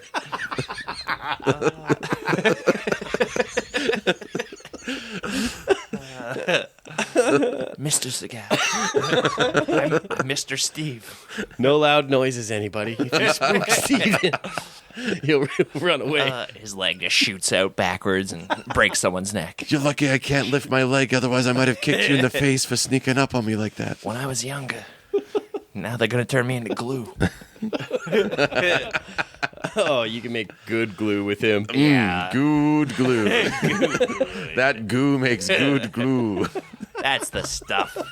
All right, so now it's the night moves. The cops are doing they're raiding different mob joints all across town. They're looking for Richie. Gino's checking in with some sex workers and Jerry Orbach. Meanwhile, Richie's just banging 7-gram rocks. Everybody's just up to their shit. We cut to Don Vittorio's mansion. He's swimming laps. And he wants to set up a meeting with Gino, again, to squash this beef. I don't know why he keeps trying to get Gino to quit. I don't know what he plans to do, but tell him to ask him to meet with me. Everybody's just so reverent of this Gino guy. Yeah. He's a tough. He's the toughest guy in the neighborhood. So he meets up with the mafia and he's bossing them around. It's so funny. Sit where I can see you. Now he's not kissing this guy's ass. He's like, I think you're a scumbag anyway. I don't like you. Never did. If you fall off a cliff or get arrested and stay in jail the rest of your life, I don't really care. If you were on fire, I wouldn't piss on you to put you out. Piece of shit. Yeah. He has turned the tables. Yeah, so he leaves. Why? Jackie I don't know why any of this happened. I thought they were allied against Richie. Like, they're both going after this crazy William Forsythe. Why is he... He has to both be cool with the mafia because the mafia is the good kind of gangster. They're not the bad kind of gangsters with their rap music and their baggy pants. And their crack cocaine. These are the good kind of gangsters, right? But also, we have to see that he is bigger and better and cooler even than the gangsters. I could have been one of them, So but he I can be chose both. not to. Yeah, exactly. And here we get that whole big dump here. So he's leaving the restaurant, and Frankie follows him like, Gina, what the hell was that? And Seagal's just looking up at the stars, just like, life's a funny thing. Kind of one of those stories like, who would have thought that I would have wound up here? Do you remember one time I was a little kid? Went to Maltiano's candy shop. You remember that place? Oh, who could forget that place? I always remember Maltiano's. Yeah. There's some weird conversational flourishes Bang, boom. Like a Boyd. thrown into the dialogue that are very funny to hear. He tells this story about one time he went to a movie with a gangster that he met at Maltiano's, and they came across some guy, and the gangster shoved him in the trunk of the car, and Gino couldn't concentrate on the movie. He just kept thinking about what was going on with that guy. They opened the trunk, and the guy told me to scare him off, so I said, hey, get the fuck out, run and go, get out, and bing, bang, boom. You scared him when you was 9 years old. Like a Boyd. He flew. This did remind me a little bit of the monologue in Rounders where Matt Damon is talking to John Turturro about his hand with Johnny Chan, where he's like, I sat across from Chan, and Yeah. You did it? You sat with Chan? I could have been a gangster. I knew then. You were 9 years old and you scared that kid? Yeah, even when I was 9 years old, I was the toughest gangsters. Mobsters were scared of me. Yeah, they're kissing my hand. And now he's looking up at the moon and talking about how, sometimes I feel like God's a puppeteer. Yeah. We're all just dancing along on his strings. What the fuck are you talking about? It gets Fucking very idiot. poetic. There's a poetic flourish to this scene. I just kind of like out of nowhere, it's just like really ham-fisted in there to be like, no, this Gino guy's actually really deep. Yeah, this is one of his little speeches that felt Gets like another monologue that's better later in the movie. he's got It a is couple better. of them. Yeah, the knife Objectively- grinder one is better. Yeah. Yeah, you ground a knife. So he goes to Richie's sister Patty's place, right? Yeah. She's played by Gina Gershon. Yeah, Yes, who is very one of the young. better parts in this Yeah, movie. yeah, of course. She runs a club. She's always value added. Yeah. He gets slipped a cocktail napkin with the name Roxanne written on it. Yeah, and he's a bit confused by it. She's putting on the red light. And she's like, I don't want that fucking prick in here. And he's like, how you doing, Patty? And they sit down and She has a good line. I can still get it wet. How about you, Gino? and of course they used to be lovers. Yes, of course. As you 'Cause do. Every attractive woman in Brooklyn has slept with this guy, of course. Hey, where's your brother? I'm looking around for your brother. I don't see him nowhere. Also, so his whole tact in the entire time is he just walks in, he's like, where's Richie? Are you lying to me? Where's Richie? You seen Richie? And everybody's always like, well, he's not here right now. He was like a week ago he was here. And then, how about I punch you in your teeth? Are you a tough guy or something? Yeah. Richie did something 2 hours ago. You mean he hasn't been here since then? Yeah. I mean, we all hate Richie. Nobody here is on Richie's side. Well, you want me to smack you on your ears? And then he's pointing out this because he's get this waitress. I think she's the one that slipped him the note, right? Yeah. And she's got the mega boobage, the cleavage hanging Quite out. busted. Finally. And he's like, who's this one over here? The one with the nipples you can dial a phone with. Again, I think that's a little Seagal special that he added. Yeah. That's funny. Could you imagine that? Imagine there's that pointy. They're like a fingertip. Hey, meet me up in my hotel room later. We're going to have some fun with that phone. Yeah. And now I'm thinking, is he talking like a... I'll get you a job in my movie. What kind of phone is it? Steven, we're on set right now. I was thinking like a rotary phone. Like she's got such awesome nipple mobility that she can dial a rotary phone. Oh, like the aliens in Species? Yeah, exactly. They have prehensile nipples. Boop, boop, boop. Beep, boop. So, yeah, Gino starts pushing people around because Patty's not giving him any answers, and he just starts tearing the place apart. And then he decides he's going to arrest her put her in jail for prostitution. Yeah, he's got that. He's a dick. Should be cop. noted, she's not a prostitute. She owns a club. Yeah. He's stiff-arming her to try to get information about Richie. He's like throwing all this shit around her office. What if I He's take like, your what papers? if I throw your papers? Hey, fuck you. Yeah. She's like, stop that. She's like, I just stacked those papers. Well, now they're on your floor. Hey, how about this stack of new pencils? I'm going to put them all through the sharpener. Oh, look, I'm grinding them all out. They're all nubs now. What a jerk. Now they're so sharp you can't even write with them. The leads will just break right off. Nice calculator you got here. See this? Boobs. I put all these paper clips in your carpet. You'll never get them out from the fibers. Pass me your phone. I'm going to call long distance. I have some friends in Hokkaido. Yeah, so he's turning I've got the this screws. cocktail straw here. Just going to roll up. Make spitballs. Stop that. He's putting her through the ringer. This is your stapler? Gonna have a staple fight. Yeah. Quick. Paper airplanes. No, he finds a gun in her drawer. He's like, I could put you away for this. I got a license for that. Where? It's in the mail. Yeah, whatever. He locks her up. He's just being a dick to Yeah. her. He's like, I'm gonna put you in under section 4508. 4508? What's 4508? Got this old lady in the cell next to her. Prostitution, honey. She's like, I'm not a prostitute. And he's talking to one of the other cops. He's like, hey, wasn't this lady a prostitute? He's like, yeah, I saw her on the street. And he's like, I think it was a transgender lady, too. Oh, okay. progressive. That has to be extra insulting or something. I don't know. Yeah. I just like an old lady being like, prostitution, honey. He's like, hey, you know how much you cost, Gina Gershon? Well, the old lady looked like Divine. I kind of thought that too. Divine or the other lady in. More like the other lady in Female Trouble. The Divine's Granny or enemy. whatever. Yeah. Previous episode, female trouble. But yeah, and they're like, yeah, $10. She used to charge $10 for a blowjob. $10, come on. Well, I seem to remember you were never that good at it. I just got to make sure that everybody knows that you suck at sex. Yeah, it's like, have I lost every last audience member yet? Do they all hate me? You're not good at sex like me. Fuck. I'm a stallion. Yeah, I have hooves. You haven't meditated enough to be good at it. You got a salt lick around here? What kind of precinct is this? This is bullshit. Steven, your salt cube is in the shot. It's okay, we'll leave it. Keep rolling. Give me an apple. So speaking of rolling, now we meet Chaz the Chair. This guy is See pretty... this, Mark? You see this? It's a cutie mark. I'm a little pony. You see this? You know I'm original. Yeah. I'm not a knockoff My Little Pony. I'm a collectible one. We go to meet Chaz the Chair. Richie decides they got to go see this guy. He's in a wheelchair. He's got this chop shop. He rolls up. We realize where Chaz the Chair got his name from because he's in a wheelchair. Another wheelchair guy. There was one in To Live and Die in L.A. as well. Another thematic connection between these two movies, which are in fact identical. As it turns out. Also identical with Lone Wolf McQuade and 48 Hours.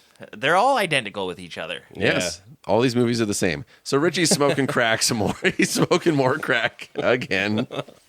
And he's like, we're going to have a party here.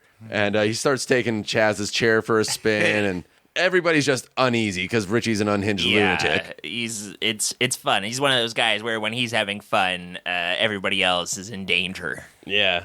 Come on, we're going to get some pussy here, Chaz. Yeah. Like hey, pussy? Chaz, when's the last time you got pussy? He's like, come on, man. You know I haven't had any since 1969. Obviously, this guy got paralyzed in Vietnam or something. He's a paraplegic. He's like, what you been doing? You ain't been getting pussy. And everybody else is like, come on, man. That's fucked up. Yeah. Nobody likes Richie. Nobody likes either of the... Everybody pretends to like Gino, but nobody likes Richie. They're the same. I've seen some, maybe not quite this volatile situations in real life, but almost as awkward situations with like a drunk person trying to have a party at other people's expenses. Yeah. Yeah. So, they're getting all liquored up, and then the cops raid the place. And Richie's like, did you rat on me? Do you snitch? Do you rat on me? And he just blows poor Chaz away. Laughs like a madman, and they go running away. Yeah. Probably good to put Chaz out of his misery. He hasn't had any pussy since 1969. For the Seems best. like he had a fine life. They got running a chop shop. Yeah, I'm a successful businessman. Are you even a man? Why don't you stand up out of that chair, tough guy? Why don't you let me use that chair? Hey, I've got a good line. What if Richie says to him, when's the last time you got pussy? How about some punani? In some cultures, it's sacred. In my culture, punani is a sacred word. It's one of the sacraments. In the Japans. Yeah. So Gino goes through Bobby's things, and he finds some Polaroids of Bobby with this woman with the big boobs. Yeah. Another one. He's like, yeah, I'm doing drugs and sleeping with a woman with big breasts. Might as well have signed it. I, Bobby, am cheating on my wife. His office drawer is a really bad place to keep all this incriminating evidence. Yeah. It's a weird turn of events. It's a weird, incriminating photo because Bobby's just smiling at the camera. Bobby and this prostitute he's with are just smiling away like it's a Sears family photo. And it's like, there's something off about these pictures, but they are incriminating. Yeah. So Mr. Madonna shows up to talk about Patty. Gino's apologizing about his earlier behavior. I'm sorry I came to your house and told you that I was going to kill your son. And Madonna's like, actually, it's cool. You go ahead and kill my son. Yeah. The world can do without him. I've thought about it. It's a good idea. It's for the best. And if Mrs. Madonna will be fine. Please kill my son.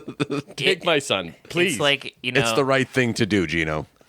And let's say you have a pet golden retriever who gets rabies and he needs to be put down, and what you want to do is get the coolest, toughest guy in the neighborhood should be the one to put that dog down. So Okay, we got to go over this real quick. So where does Gino line up on the high and low dad scale?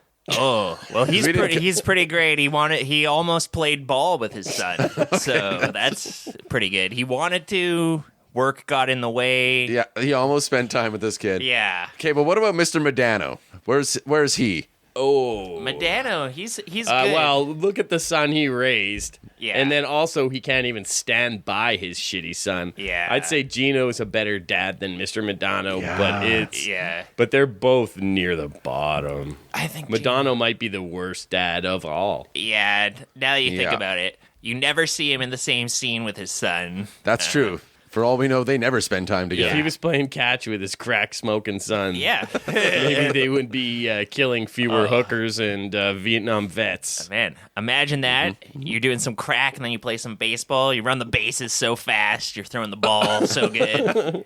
You're like, who's that? That pitcher who took acid or something and pitched the perfect pitched a game. no-hitter. Yeah, that's what Richie would be like. Yeah. You know that there's people out there who are like, all I need to do to be a professional baseball player is to take some acid. Then I'll pitch a perfect game. Yeah. Wouldn't it be great if we could like field a baseball game? It would be like Field of Dreams, where we have all of the dads from the High and Low Canyon, yeah. and we can just play ball with them, all of them together forever. That would be so sad. We'd have all the father figures we'd ever need. Be a snowman on first base. Blues musician, snowman. You guys are tickling my fancy right now. I think probably Gino would be catcher because we know he can't run.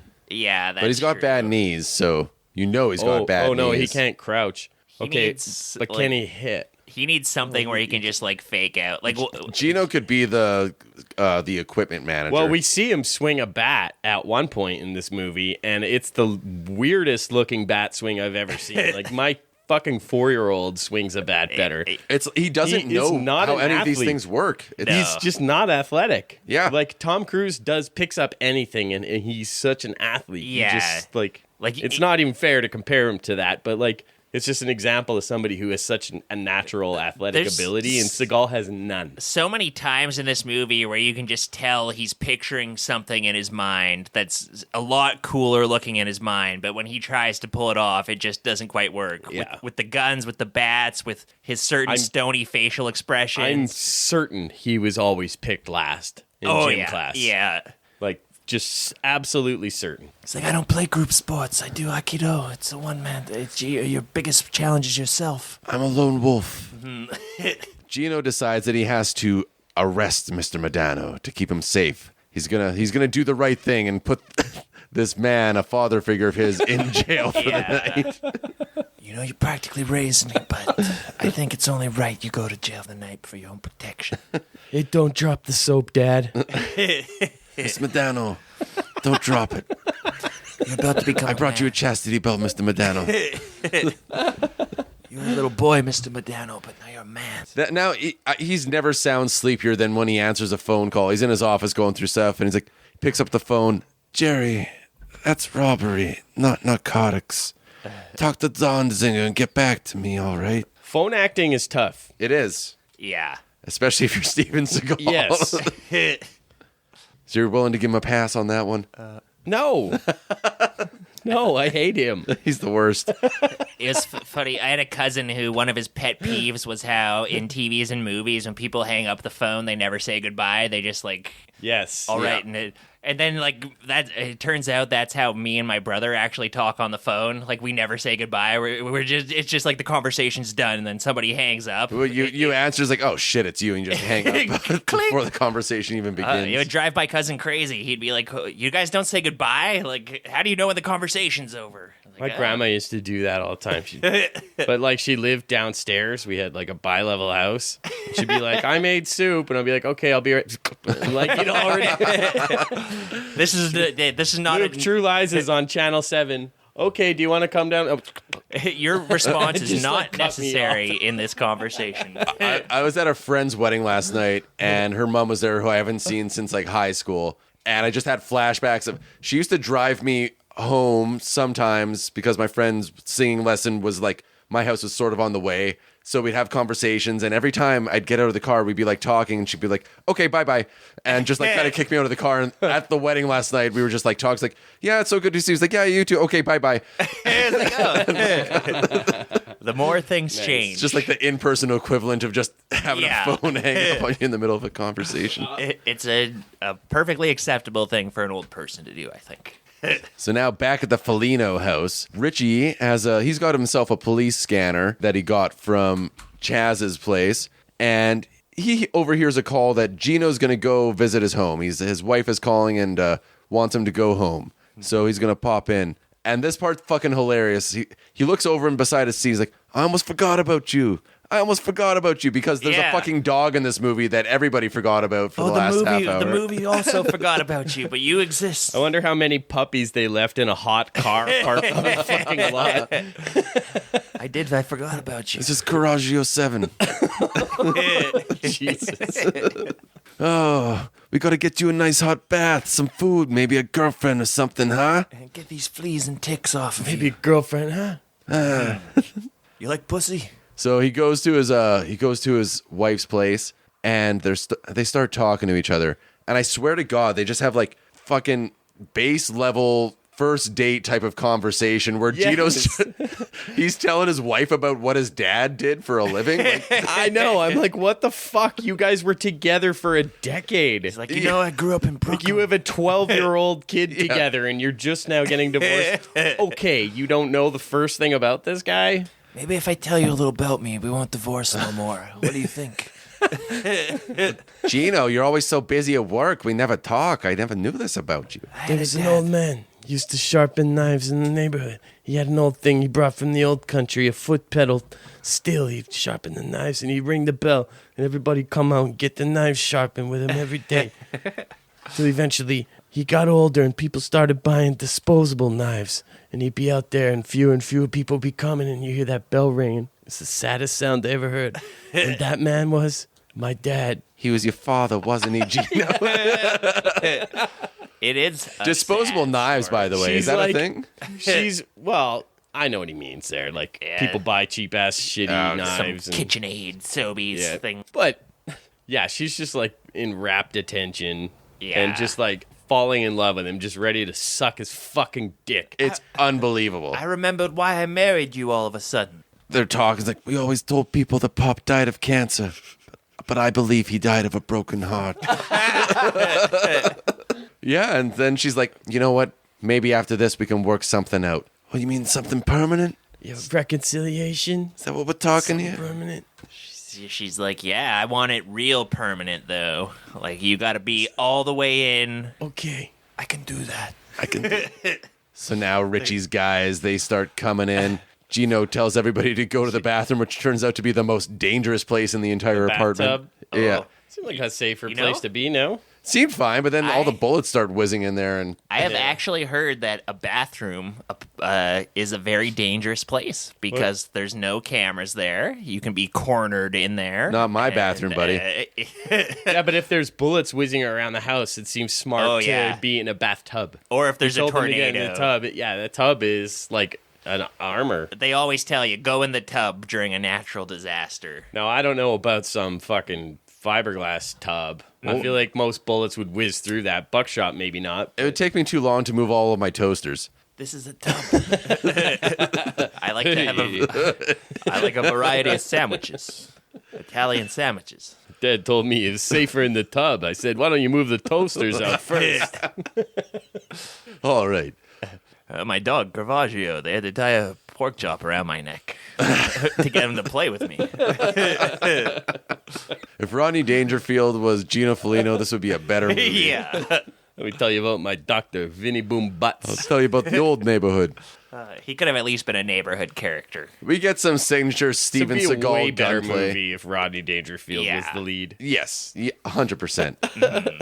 Seagal is just kind of like daintily holding his handgun. It just, again, like it feels like he thinks it looks cool, but he's never Yeah. actually looked at himself doing it. Or Doesn't work. he gets everybody, shoots everybody, throws some people off a balcony, Yeah. murders like 4 people in front of his family. He's Yeah. like, the one guy, he gets a drop on him in the hallway. He's like, you wouldn't shoot an unarmed man, would you?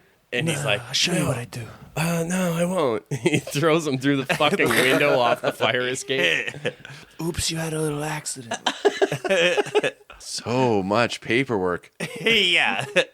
You could have not broken your wife's window, just shot that fucking guy. Yeah, or just had like a knocked him gun. unconscious. He's like fucking martial arts master. I understand killing them. Those guys came in firing fucking shots at your family. I mean, Sure, but he should have handcuffs. Does he have to kill all of them? I don't know. I'm kind of on his side on that one. I guess I'm just a little bit conservative in that regard. You're the liberal, I'm the conservative. You guys know the dynamic of the podcast. And where Steven Seagal falls, no one knows. I'm a bit of a political mystery. Not left, not right, but forward. Twirling. Twirling towards democracy. Man should be at one with nature. So after that we go back to the pool hall. The mobsters are coming to ask about Richie now. Vinny, that's Richie's brother, his nose is all busted up from earlier. And the mobster's like, Rusty, why don't you teach this guy some fucking manners? And this like kind of older guy just comes in, Yeah. starts bashing his nose, like grabbing him by his broken nose. Which I was trying, like, he doesn't look like a big tough. He's no Andre the Giant, this mafia enforcer guy. It looks like an old man. But I was thinking, if an old man grabbed me like this, I probably would just piss my pants, actually. Old man strength is real. Yeah. Yeah, this guy's roughed up 1,000 wise guys like this. He's taken a few kneecaps in his day. So after they kind of beat Vinny up, Vinny has some really funny whimpery cries here. They leave. 2 seconds later, Richie comes in. He's pissed off at Vinny for not killing Gino when he was here. Man, I would have been laughing my ass off if I'm in that bar and there's these fucking mob guys. It did stick out to me that a lot of these mob guys... It would be so cool. Like, I wish I'd see that just once. Like, 3 or 4 fucking Italian-American gangsters come into a place and just fucking, like, break a guy's nose, ripping at his fucking broken nose and, like, intimidating him. That would be so fucking sweet. In suits. Yeah. Real wise guys. These guys mean business. Richie comes in, starts slapping Vinny around. Then the mobsters come back, and Richie lays an ambush. He hides under the stairs, and him and his guys just shoot all these mobsters, and the game is afoot. Yeah, shoots him from under the stairs. You lose. You lose. Gino is going back to the club, Patty's club, to talk to to figure out what this is going on with this Roxanne person. He talks to the waitress who slipped in the napkin earlier. One with the nipples. With the one with the nipples you could dial a phone with. Turns out that she was dating Bobby, and Bobby was two-timing her with Roxanne. So Gino gets Roxanne's address from a little Rolodex. I like that little Rolodex. They go to check the place out. He's walking around with his like shotgun. He doesn't know how to carry any of these guns. They find Roxanne dead, naked, covered in Polaroids. Yeah. Poor actress didn't even get to wear a top once in this movie. No, poor thing. And she had to work with Steven Seagal. Oh, yeah. Never again. God. So, yeah, Terry, she's the girl with the nipples out to here. She's had a rough night because Gino's making her ID the body there, which is what you do, I guess, if you're the if you're Gino. Like, I don't understand his role in the police force. It's okay. I already had her identify the body. No, I didn't get any paperwork. Don't worry. She's making everybody coffee. Also, do up this paperwork about all these murders I committed. I can't write. So once all the cops show up, Gino immediately takes control of the crime scene, starts directing like everybody around. No, everybody's just once again just like sitting around like they have no fucking idea what to do. Get in there. That's a crime scene. Get in there and take pictures of the crime scene. He's talking to the photographer. Oh, okay. Yeah. Judging by the rigor mortis, she's been dead 24 hours. Let me conduct the autopsy. It's okay. I'll do it alone. He's kind of piecing it all together. Now, back at Elena's place, that was Richie's girlfriend from way earlier in the movie. Little Piccolino's out there, and he clocks Richie and his crew going to visit them. He calls Gino. Inside, Richie's getting ready for a party. Wants to call up Willie the Pimp. He's getting stoked for his last night on Earth here. Mm-hmm. Willie the Pimp sounds like a good time. Hell yeah. So, Gino makes his way over to Bobby Lupo's place. He's going to talk to Bobby's widow here, Laura. After rifling through Bobby's drawers, he's put it all together. He talks to Laura. He's like, I found these pictures, and I found this picture in your purse. Why'd you take the picture off of Bobby's dead body? It's the thing that Richie put on his body to begin with. It was a picture Polaroid. with the boobs. Yeah, some boob pictures. So she took it. She realized that Bobby was two-timing her, three-timing her even, and she just wanted to kind of scare him a little bit, and this all blew up, and it's because of her. Of course, it's because of her that this whole problem happened in the first place. A woman? Yeah. Anthony Hopkins wanders in. He's like, what a woman. A woman would be duplicitous. Typical woman. Eve took the forbidden fruit. Stole Adam's rib. Cursed are those of that gender. Mm-hmm. I told you this would happen if you're consorting with their type. She chatted with the snake. So somehow Gino's turned into a detective. He's able to like piece the whole story together by doing zero police work and being shitty at his job. He figured out the why. There's a lot of unsatisfying police work in this. Things just kind of puzzle pieces fall into place for him that move the plot along. He doesn't. I mean, I guess it beats up a few people in bars, but that's a way of getting information. That's what good cops do. Yeah, that's how you teach a lesson to a cop. So or now to a criminal. Gino's received word from Piccolino that Bobby is going to Elena's place. Gino shows up there. He pulls out his shotgun. And again, he's just like walking around with like one hand on his shotgun. Like nobody fucking, that's how you break your wrist. I'm not even a gun guy and I know that. That's how like the Terminator shoots a shotgun. He can do that cool like one-handed reloading shotgun shoot thing. Yeah, because he's a robot. Yeah. Inside Elena's place, there's just a raging coke party going. You telling me I'm not as strong as a robot? I could beat a robot up easily. They actually designed the T-1000 on me. Or the T-800. The T-1000 does Aikido. That's his moves. They saw I was made of goo. That's how they got the idea. So what about a goo robot? It's okay, I gave them my blessing. I allowed it. Namaste, salam alaikum. They came to me, Don Seagal, can we use your likeness in this movie? I said, okay.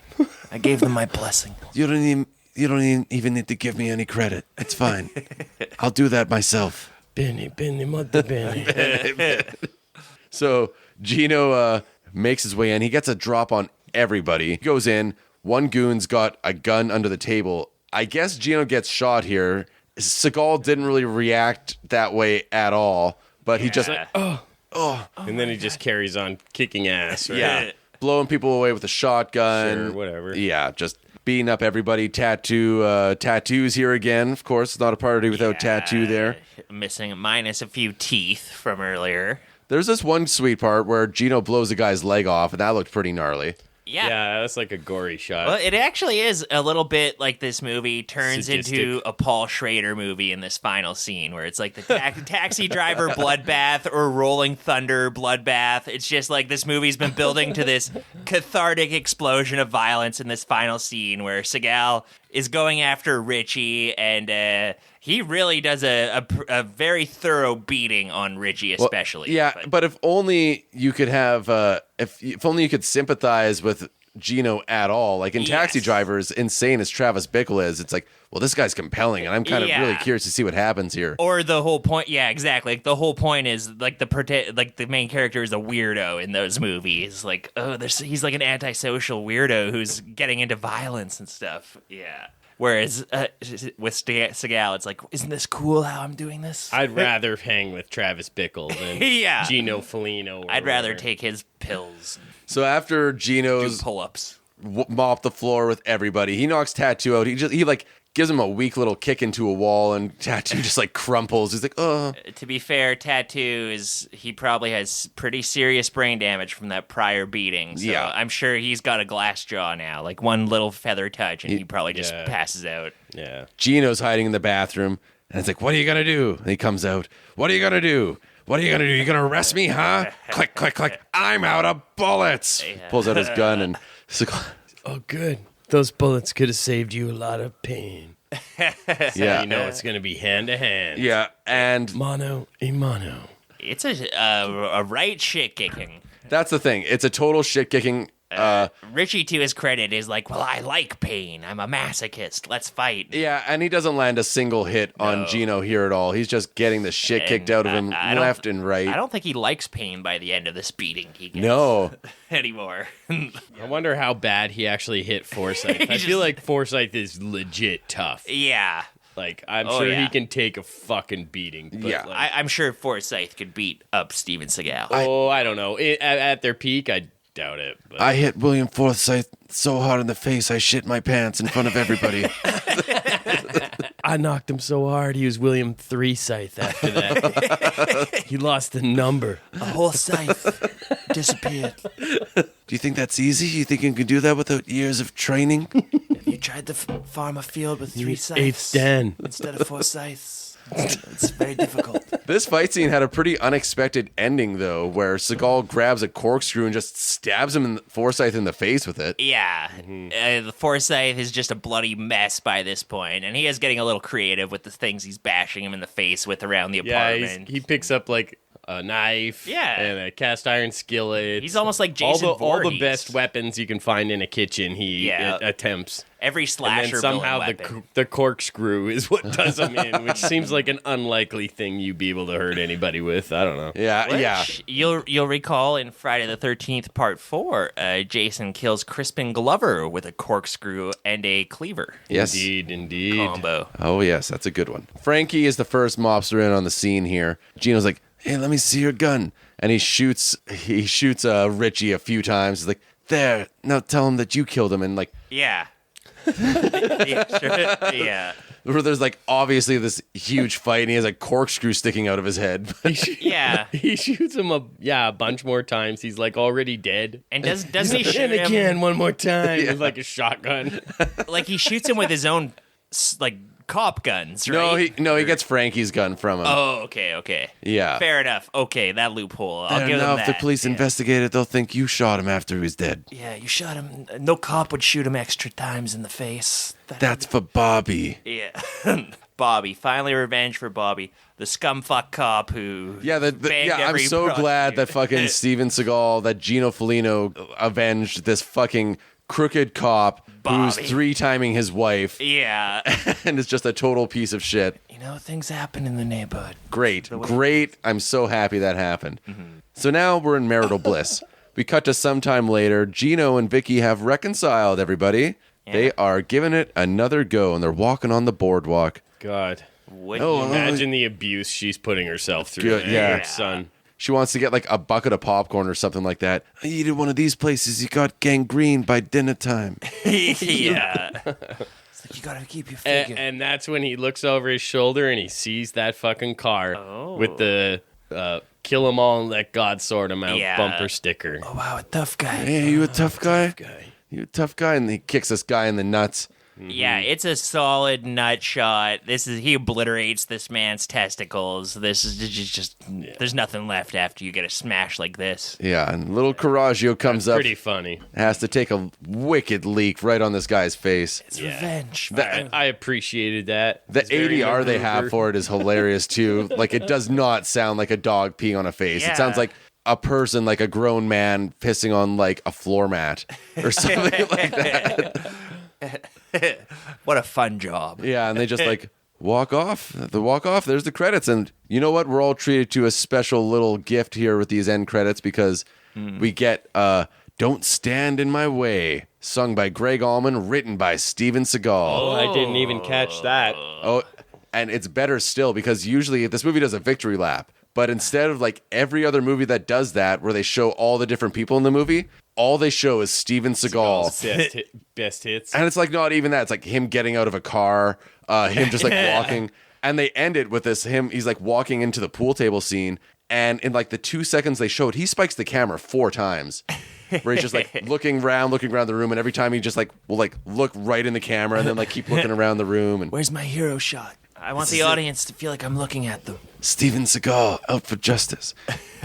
Wow. So that was 1991's Out for Justice. That's going to cap it off for our little renegade cops out for revenge pairing here. So I guess as is customary, why don't we go around the table and see which one we all preferred here. First we had To Live and Die in LA, and then we had Out for Justice. What do you think, Mitch? Wow, what a dark journey we've gone on to the seedy underbelly of being a cop. Both these movies hit certain, this is a genre with the cops, the anti-hero cop doing his thing and being on the edges of the law. And we have seen a few movies that kind of play with this trope on the High and Low podcast. But I feel like in a lot of ways, To Live and Die in LA like set some of those tropes of the dark cop. It's a 1985 movie. That's got to be Great early. year for film. Yeah. By the way. And also the year I was born. And William Friedkin. Many blessings upon you. He's an awesome action director. There's really cool car chases in To Live and Die in LA. There's a really great arc for the William Peterson cop character, and for the second, who you think is the secondary cop character. It just all really works. Out for Justice is a lot of fun. I had a lot of fun watching it. I liked the fights. I liked the chases. It made me laugh in ways Steven Seagal probably didn't intend, but overall, for the better movie, you got to give the thumbs up to Live and Die in LA. All right, To Live and Die in LA from Mitch. To Live and Die in LA from Mitch. Place to be. What about you, Luke? This is a really easy one for me. I think thematically those movies didn't have that much in common. But Renegade Cop. I mean, both of them, the city is a character in the movie, and both of them feature really bad cops, I guess. Yeah, and both yeah. like weird cops. You know what I want to see is more Bad Lieutenant movies. We should just have those in every Oh city. yeah, I do enjoy those. Port of Call, Yeah. Tennessee, Red Deer, Knoxville. Alberta. Yeah. Bad Port of Call, Red lieutenant. Deer. Anyway, Out for Justice, not my cup of tea. There's a couple good parts in it, but for the most part, just not impressed by the action. Hey, Pendejo, you Found- got a problem with Out for Justice? I'm a tough guy. Piccolino, give me 6 Celsius. Steven Seagal, come fucking get me. I'll fucking take you anytime. Anytime, buddy. 1,000,000% I fought Luke. Luke and I fought already. Tough guy, huh? Big tough guy. Oh, you are tough. Ow, that really hurt.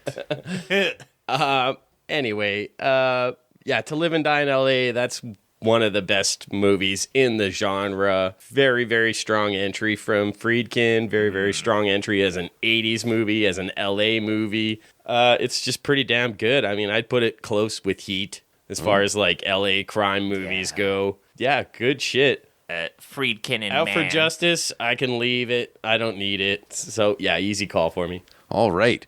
2 for To Live and Die in L.A. Well, where do I stand on these 2 very strongly thematically connected movies?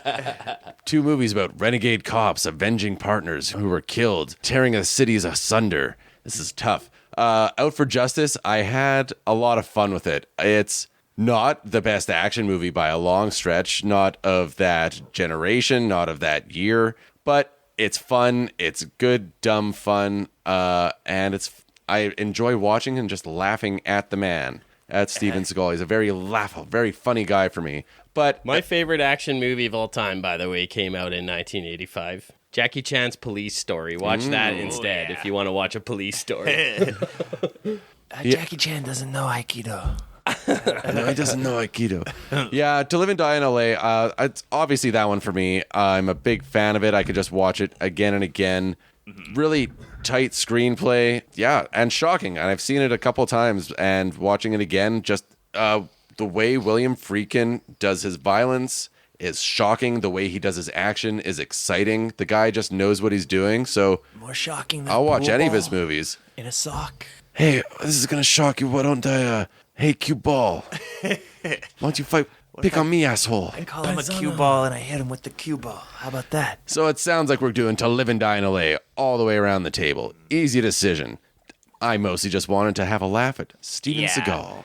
Talk like this for a couple hours. I'm here for it. Yeah. Oh, your listeners are tired of us talking like Seagal. Definitely the funnest thing about Out for Justice is everyone's Italian accents. Like, Old neighborhood Italian. Yeah, we really didn't nail it. No. On how hard he's leaning Yeah. into a New York Italian accent. it- And Not everybody just is. him. Everybody's Yeah. fucking swinging for the fences with their, New York Italian accents there. But yeah, all right. Well, thank you for listening to the High and Low Movie Show. If this is something you enjoy, why don't you rate, review, subscribe it? That greatly helps. Send us a message on social media, High Low Movie Show on all the platforms.